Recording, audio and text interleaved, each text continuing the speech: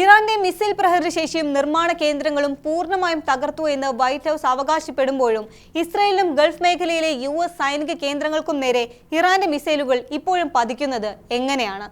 അമേരിക്കയുടെ പക്കലുള്ള അത്യാധുനിക സാങ്കേതിക വിദ്യയെ പോലും വെല്ലുവിളിച്ചുകൊണ്ട് ഇറാൻ എങ്ങനെയാണ് ഈ പ്രത്യാക്രമണം സാധ്യമാക്കുന്നത്?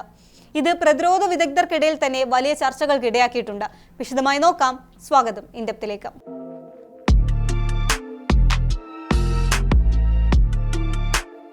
ഇറാന്റെ പ്രധാനപ്പെട്ട 90% മിസൈൽ വിക്ഷേപണ കേന്ദ്രങ്ങളും നിർമ്മാണശാലകളും വ്യോമാക്രമണത്തിലൂടെ പ്രവർത്തനരഹിതമാക്കിയിട്ടുണ്ടെന്നാണ് അമേരിക്കയുടെ അവകാശവാദം. പ്രത്യേകിച്ച് ഷിറാസ്, ഇസ്ഫഹാൻ തുടങ്ങിയ നഗരങ്ങളിലെ മിസൈൽ പ്ലാന്റുകളിൽ വലിയ നാശനഷ്ടങ്ങൾ സംഭവിച്ചതായാണ് റിപ്പോർട്ടുകൾ. എന്നാൽ ഇതിനെയെല്ലാം അതിജീവിക്കാൻ ഇറാൻ സ്വീകരിക്കുന്ന പ്രധാന തന്ത്രം അവരുടെ മിസൈൽ സിറ്റികളാണ്.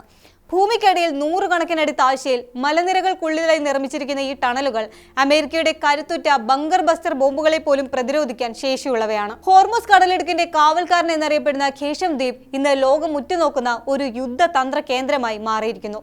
ഇറാന്റെ ഏറ്റവും വലിയ സൈനിക കരുത്തായ ഭൂഗർഭ മിസൈൽ നഗരങ്ങൾ ഈ ദ്വീപിനടിയിലാണെന്നാണ് റിപ്പോർട്ടുകൾ.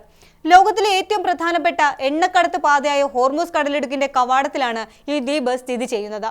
ഏകദേശം 1445 ചതുരശ്ര കിലോമീറ്റർ വിസ്തൃതിയുള്ള ഈ ദ്വീപിനെ ഇറാന്റെ മുങ്ങാത്ത വിമാനവാഹിനി കപ്പൽ എന്നാണ് വിശേഷിപ്പിക്കുന്നത്. 100 കണക്കിനടി ആഴത്തിലുള്ള പർവ്വത തുരങ്കങ്ങൾക്കുള്ളിൽ ഇറാൻ വിപുലമായ മിസൈൽ ശേഖരം ഒരുക്കിയിട്ടുണ്ട്. ഇവയാണ് ഇറാന്റെ മിസൈൽ സിറ്റികൾ. കപ്പൽ വിരുദ്ധ മിസൈലുകൾ, ദീർഘദൂര ബാലിസ്റ്റിക് മിസൈലുകൾ, ഡ്രോണുകൾ എന്നിവയാൽ സമ്പന്നമാണ് ഈ കേന്ദ്രങ്ങൾ. ഖൈബർ ഷെഗൻ, സെജ്ജിൽ തുടങ്ങിയ അത്യാധുനിക മിസൈലുകൾ ഇവിടെ സജ്ജീകരിച്ചിട്ടുണ്ടെന്ന് റിപ്പോർട്ടുകൾ സൂചിപ്പിക്കുന്നു. ലോകത്തെ എണ്ണക്കടത്തിന്റെ സിരയായ ഹോർമുസ് കടലിടുക്കിന് തൊട്ടടുത്തായതിനാൽ ശത്രുരാജ്യങ്ങളുടെ കപ്പലുകളെയും വിമാനങ്ങളെയും പ്രതിരോധിക്കാൻ ഈ താവളങ്ങൾ ഇറാനെ സഹായിക്കുന്നുണ്ട്. ഈ ഭൂഗർഭ കേന്ദ്രങ്ങളിൽ റെയിൽ ട്രാക്കുകൾ വഴി മിസൈലുകൾ അതിവേഗം നീക്കാനും ഒരേ സമയം പല ഭാഗങ്ങളിലൂടെ പുറത്തെത്തിച്ച് വിക്ഷേപിക്കാനും ഇറാന് സാധിക്കുന്നു. മേഖലയിലെ ഏറ്റവും വലിയ ബാലിസ്റ്റിക് മിസൈൽ ശേഖരമാണ് ഇറാനുള്ളത്. ഔദ്യോഗിക കണക്കുകളില്ലെങ്കിലും ഇസ്രായേലി ഇന്റലിജൻസ് റിപ്പോർട്ടുകൾ പ്രകാരം ഏകദേശം 3000 മിസൈലുകൾ ഇറാന്റെ പക്കലുണ്ടായിരുന്നു. കഴിഞ്ഞ ജൂണിലെ 12 ദിന യുദ്ധത്തിന് ശേഷം അത് 2500ലേക്ക് താഴ്ന്നുവെന്നാണ് ഇസ്രായേലി ഇന്റലിജൻസ് റിപ്പോർട്ടുകൾ പറയുന്നത്. ഇറാന്റെ മറ്റൊരു പ്രധാന കരുത്ത് അവരുടെ കൈവശമുള്ള മൊബൈൽ ലോഞ്ചറുകളാണ്.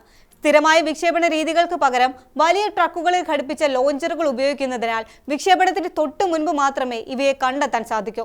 വിക്ഷേപണം കഴിഞ്ഞാൽ ഉടൻ ഇവ അടുത്തുള്ള തുരങ്കങ്ങളിലേക്കോ മറ്റോ മാറ്റുന്നത് കാരണം അമേരിക്കൻ ഡ്രോണുകൾക്ക് ഇവയെ കണ്ടെത്താൻ പ്രയാസകരമാണ്. കൂടാതെ ഇറാൻ ഇപ്പോൾ വലിയ മിസൈലുകൾക്ക് പകരം ഷാഹിദ് പോലുള്ള ചെറിയ ഡ്രോണുകളെ കൂട്ടത്തോടെ അയക്കുന്ന സ്വാം രീതിയാണ് പിന്തുടരുന്നത്. ഇത് ഇസ്രായേലിന്റെ അയൺ ഡോം പോലുള്ള പ്രതിരോധ സംവിധാനങ്ങളെ തളർത്താൻ സഹായിക്കുന്നു. സാമ്പത്തികമായ ഒരു യുദ്ധതന്ത്രവും ഇതിന് പിന്നിലുണ്ട്. അമേരിക്ക ഒരു മിസൈലിനെ തകർക്കാൻ ഉപയോഗിക്കുന്ന പാട്രിയറ്റ് മിസൈലിന് കോടിക്കണക്കിന് രൂപ ചെലവാകുമ്പോൾ ഇറാൻ അയക്കുന്ന ഡ്രോണുകൾക്ക് താരതമ്യേന വളരെ കുറഞ്ഞ ചെലവ് മാത്രമേ ഉള്ളൂ. ഈ രീതിയിൽ അമേരിക്കയെ സാമ്പത്തികമായി തളർത്തുക എന്നതും ഇറാന്റെ ലക്ഷ്യമാണ്. ഇറാന്റെ മിസൈൽ വിക്ഷേപണം ആദ്യ ദിവസത്തെ അപേക്ഷിച്ച് 90% കുറഞ്ഞുവെന്നാണ് പെന്റഗൺ പറയുന്നത്. ആദ്യ ദിവസം ഇറാൻ UAE മാത്രം 167 മിസൈലും 541 ഡ്രോണും വിക്ഷേപിച്ചിരുന്നുവെന്നാണ് അൽ ജസീറ റിപ്പോർട്ട്. 15ാം ദിവസം ഇത് 4 മിസൈലും 6 ഡ്രോണും മാത്രമായി ചുരുങ്ങി. ഇസ്രായേലിനെതിരെയും ആദ്യ ദിവസങ്ങളിൽ ഏകദേശം 100 മിസൈലുകൾ വിക്ഷേപിച്ചിരുന്നു. ഇപ്പോൾ ദിവസവും ഏതാനും മിസൈലുകൾ മാത്രമാണ് അയക്കുന്നത്. USഉം ഇസ്രായേലും പ്രധാനമായും ഇറാന്റെ മിസൈൽ ലോഞ്ചറുകളെ ലക്ഷ്യമിട്ടാണ് ആക്രമണങ്ങൾ നടത്തിയത്. 440 ലോഞ്ചറുകളിൽ 290 എണ്ണം നശിപ്പിച്ചതായാണ് റിപ്പോർട്ട്. എന്നാൽ ഇറാനെ പോലെ ഒരു വലിയ രാജ്യത്ത് എല്ലാ ലോഞ്ചറുകളും കണ്ടുപിടിക്കുക എന്നത് ബുദ്ധിമുട്ടാണ്. വലിയ കൂട്ടായ ആക്രമണങ്ങൾ നടത്തുക എന്നത് ഇപ്പോൾ ഇറാന് സാധ്യമല്ല. അതിനാൽ 1-2 മിസൈലുകൾ മാത്രമാണ് വിക്ഷേപിക്കുന്നത്. പ്രധാനമായും ഗൾഫ് രാജ്യങ്ങളിലെ വിമാനത്താവളങ്ങൾ, തുറമുഖങ്ങൾ, ഓയിൽ സ്ഥാപനങ്ങൾ തുടങ്ങിയവയാണ് ലക്ഷ്യമിടുന്നത്. വിദഗ്ധർ ഇതിനെ ഹാരാസ്മെന്റ് ഫയർ എന്നാണ് വിളിക്കുന്നത്. അതായത് ശത്രുക്കളെ ക്ഷീണിപ്പിക്കാനും ഭയപ്പെടുത്താനും ഉദ്ദേശിച്ചുള്ള ചെറിയ ആക്രമണങ്ങൾ.